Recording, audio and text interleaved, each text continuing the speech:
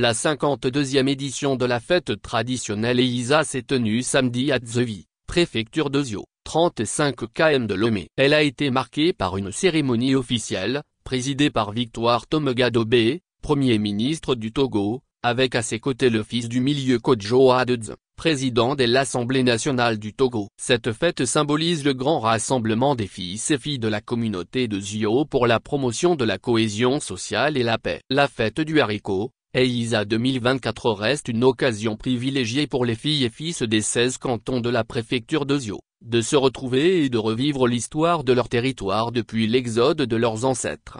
La rencontre a porté sur le thème « Engagement individuel et collectif au service de la paix et du développement ». S'exprimant au nom du gouvernement, Rose Kaimi-Vedor a estimé que le thème invite à œuvrer inlassablement pour le maintien d'une paix durable et d'une cohésion sociale sans faille dans la préfecture de Zio en particulier et au Togo en général.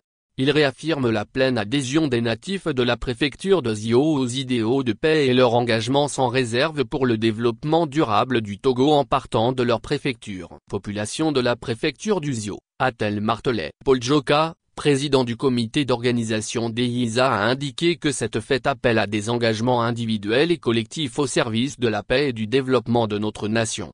Pour Dadevi Kodjo Etse, préfet de Zio, les cultures sont des richesses à partager et à sauvegarder pour les générations à venir. Eïsa, une partie de l'histoire du peuple Ewe.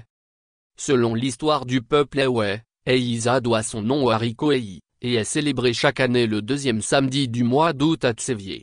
Cette manifestation est donc un attachement des ressortissants de Zio à leur culture, à leurs valeurs identitaires communes qu'ils entendent pérenniser et surtout transmettre aux générations futures. Notre célébration de ce jour a tout son sens. Au-delà de sa dimension culturelle et historique, Eïsa est célébrée comme un rituel sanctionnant une saison de labeur agricole, en un mot, une fête des moissons, une occasion de faire le bilan du travail accompli durant l'année en traçant dans la foulée des perspectives pour le futur de la société, exprimait l'honorable Kodjo Adedze.